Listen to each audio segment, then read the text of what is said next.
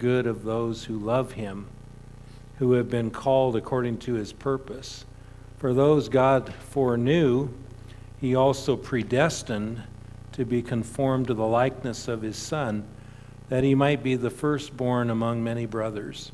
And those he predestined, he also called.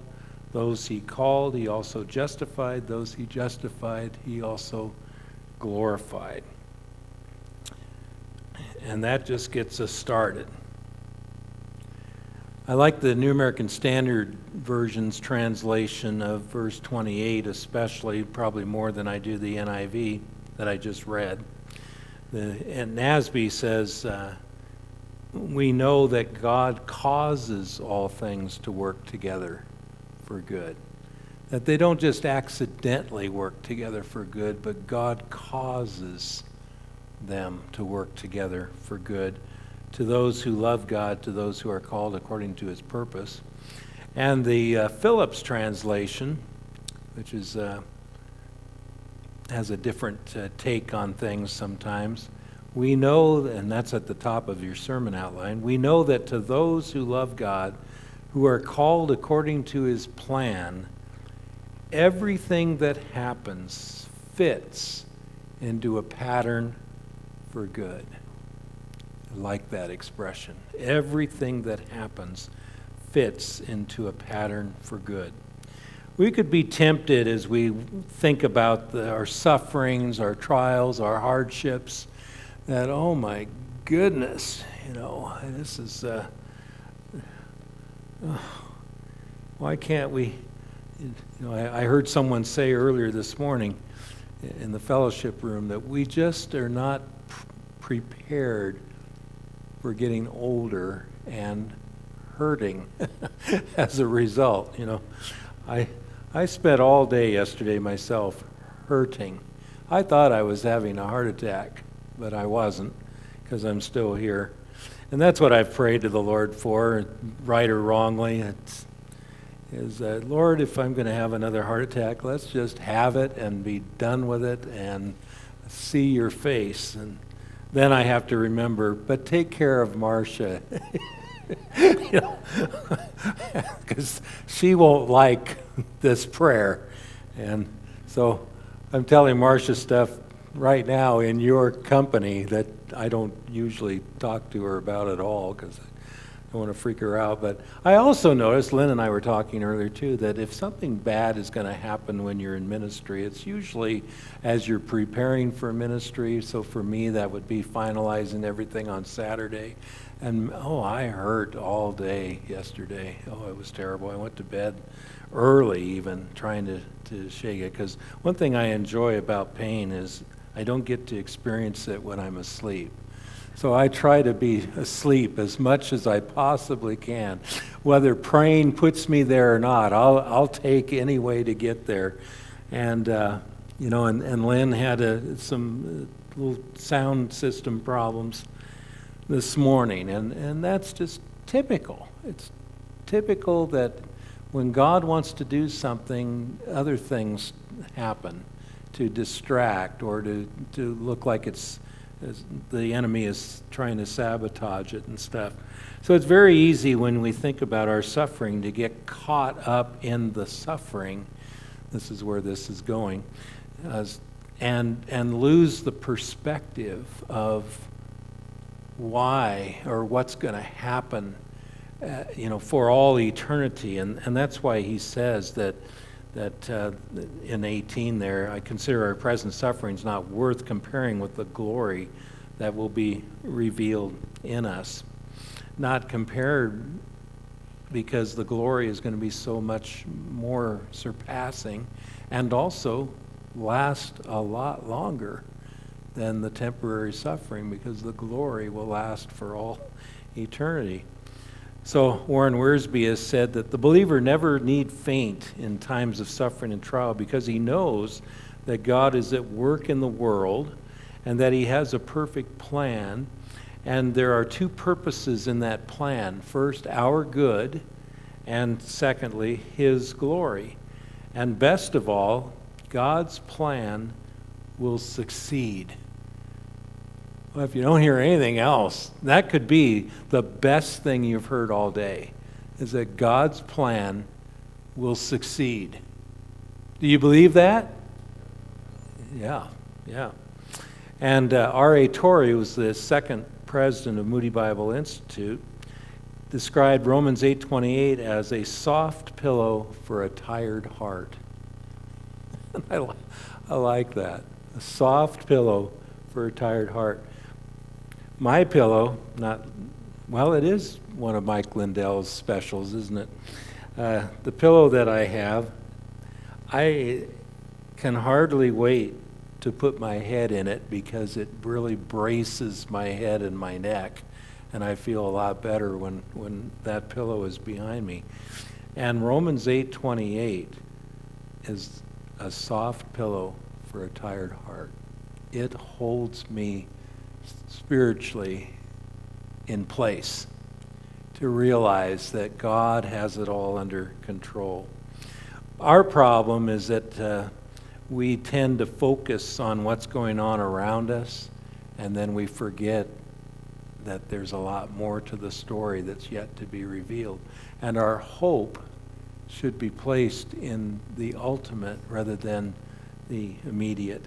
So he gives us this exceptional promise here in Romans 28. We're just going to break it down. We're going to do a little surgery on it and examine it almost word for word because it's that good.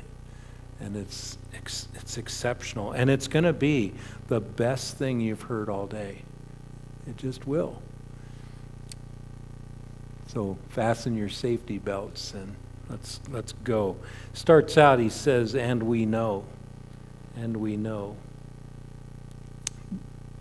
So we do. We know. We can be certain of this. We can have absolute, unshakable confidence in what we're about to read and process. Have total assurance. If we keep our eye on the ultimate, we'll be in good shape.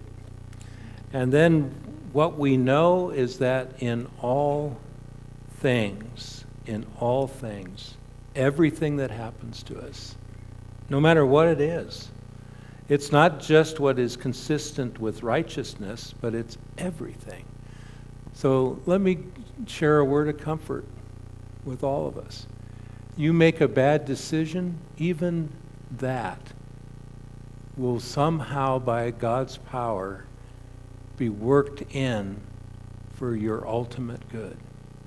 Now, that doesn't mean you go out and deliberately make bad decisions, similar to what Paul says in Romans 6, that, well, the grace is there, so should we sin even more? He says, may it never be.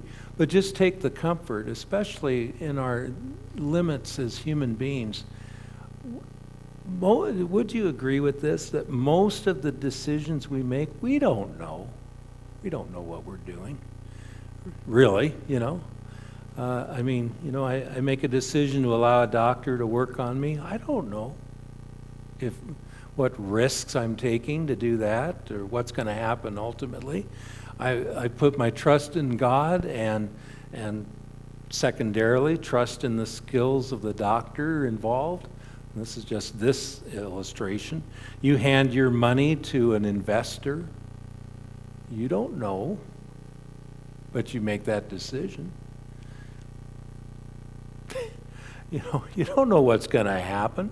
Even if the investor is totally above board and, is skilled in what he or she does, you don't know what the market is going to do tomorrow. You put everything, in that place, and it may end up to be a bad decision. But even that bad decision, God will take and conform it to His glory and to your good. And you can bank on that. No pun intended by that, but you can bank on that. So everything that happens, good and bad, bright and dark, sweet and bitter, easy and hard, happy and sad, prosperity and poverty, success and failure, health and sickness, calm and storm, comfort and suffering, life and death. Thank you, J. Vernon McGee, for that expression. Everything in all things. And then God works together, or causes together, because God is the one responsible for the ultimate completion of his plan. And it's together. We tend to view things separately with our limited focus and vision. We see this happened yesterday, and it sort of stands on its own. And then this happened tomorrow, and it stands on its own. But when God sees it, he merges it together somehow by his power. So it's always got to be together. Don't get caught up on some specific and miss the whole picture that God sees. And he uses everything that enters our lives to work together for our best interest, like a loving father. There are no accidents for the child of God. And God is in our circumstances. He's not just out there floating around in the heavens and we do our own thing down here. He's engaged in what's going on in the lives of his children. And whatever God does is right. Absolute perfection. And God has the right to do whatever he wants to do with this. This is Jeremiah chapter 18. The potter and the clay. This is the word that came to Jeremiah from the Lord. Go down to the potter's house, and there I will give you my message. So I went down to the potter's house, and I saw the potter working at the wheel. But the pot that he was shaping from the clay was marred in his hands, so the potter formed it into another pot, shaping it as seemed best to him. Then the word of the Lord came to me, Jeremiah, O house of Israel, can I not do with you as this potter does, declares the Lord? Like clay in the hand of the potter, so are you in my hand, O house of Israel. And I would broaden that, O child of God, O Christian. If at any time I announce that a nation or kingdom is to be uprooted, torn down, and destroyed, and if that nation I warned repents of its evil, oh, that's a modern application, then I will relent and not inflict on it the disaster I had planned. And if at another time I announce that a nation or kingdom is to be built up and planted, and if it does evil in my sight and does not obey me, then I will reconsider the good that I intended to do for it. Is that where we are as a nation? God put the clay of the United States of America on the wheel back in 1776. And as long as we were biblically based and obeyed the Lord and were ambassadors for him in this world, he blessed. But when we don't, are we seeing the Lord withholding his blessing like he did with the nations in the time of Jeremiah when they wouldn't do what God wanted them to do?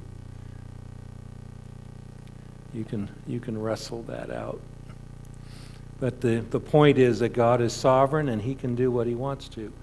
He can take your life and move you to Bongo Bongo land if that's his pleasure, even if you don't want to go. Or he can leave you right here in this wonderful area of eastern Washington with all of our friends and church mates and stuff. That's what I pray for, that God would allow that to continue, But you never know what God wants to do. And he reserves the right to do what he wants to do. And we're at best when we learn those things and cooperate and know that he will work it all together. I hope this is the best thing you've heard all day. In fact, at nighttime, I hope it'll still be the best thing you've heard. And tomorrow, I hope it'll be the best thing that you've heard. that God works together, all things, for the good of those who love him. So for the good, not for the evil. Sometimes we grew up as kids and we thought that maybe our parents contributed to this. I don't know. But it certainly was the Santa Claus motif that, he knows when you've been good or bad, so be good for goodness sake. And you sort of had an impression that, in fact, that is probably why most kids are scared of Santa Claus when they go to the shopping mall and try to, are forced to sit on his lap, because they know that he's been watching them all year long. You almost want to say, "Get out, Santa! You stop watching me." But people have a concept of God that way too, that God is just sort of hiding behind a door somewhere with a club in his hand, waiting for you to come by so he can pounce on you and bang you over the head and take all your fun away and make your life miserable. Well, God works for the good, not for the evil, not for the misery of his children. Habakkuk was in this type of position. Habakkuk was a complainer, which is why I like him so much. He griped a lot. And what he says in Habakkuk chapter 1, verse 13, we could wonder the same thing today. He says to the Lord, he says, "Your eyes, Lord, your eyes are too pure to look on evil. You cannot tolerate wrong." Now remember, the world was falling apart around Habakkuk in his mind. So his next question, or the next part of his complaint, is a question. He says, "Why then, Lord, do you tolerate the treacherous? And why are you silent while the wicked swallow up those more righteous than themselves?" And I could ask the same questions as I watch the evening news. Why, Lord, do you tolerate this evil, this treachery? Why are you silent while the wicked swallow up those more righteous than themselves? And is God silent on that? He's spoken. He's already spoken right here about what his intentions are and such. So we don't want to blame God for evil or for bad. James tells us this.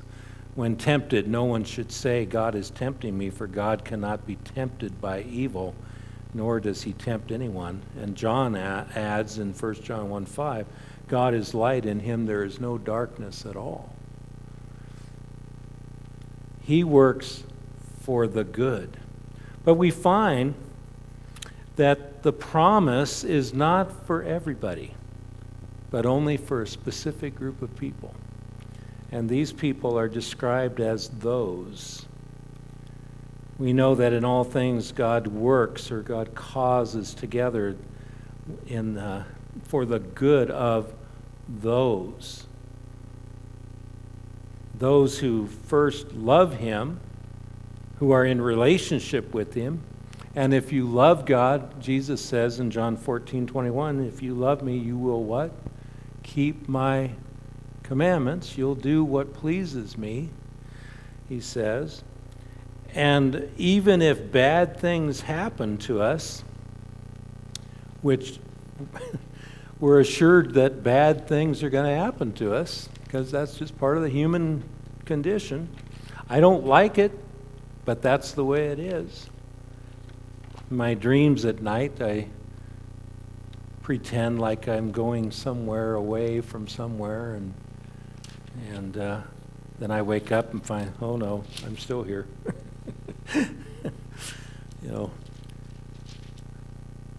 Our love for the Lord is shown many, many times in how we react to adversity. Job is a demonstration of that. In chapter 1, verse 21 of the book of Job, it says, he says, "Naked I came from my mother's womb, and naked I will depart. The Lord gave, and the Lord has taken away. May the name of the Lord be praised." And in all this, Job did not sin by charging God with wrongdoing.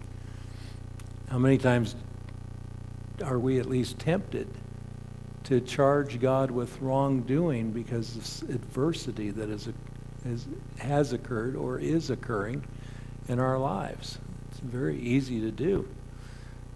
And then he says in Job 2, verse 10, in response to his wife, he says, shall we accept good from God and not trouble? In all this, Job did not sin in what he said. And I could parlay that into what the Apostle Paul is saying in verse 17 back of Romans 8, when he says, we're heirs of God and co-heirs with Christ, if indeed we share in his sufferings, in order that we may also share in his glory. We want the glory, but we don't want the sufferings that bring about the glory. But we can get through suffering if we will realize, as Paul says here in Romans 8:28, that God is working all things together for good to those who love him. And loving him is responding to his loving us. So Fritz Reidenauer, in his book, How to Be a Christian Without Being Religious, which is a very popular, real down-to-level study of the book of Romans, he says, it's easier to love God when things are going well than when things are going wrong. Would you all agree with that? Yeah. Perhaps that is a good test, he says. Just how much do I love God when the going gets rough? Do I let circumstances get the best of me? I could feel sorry for myself, get discouraged, or be bitter, believing that life is a joke and I am the punchline. But Paul would say, no.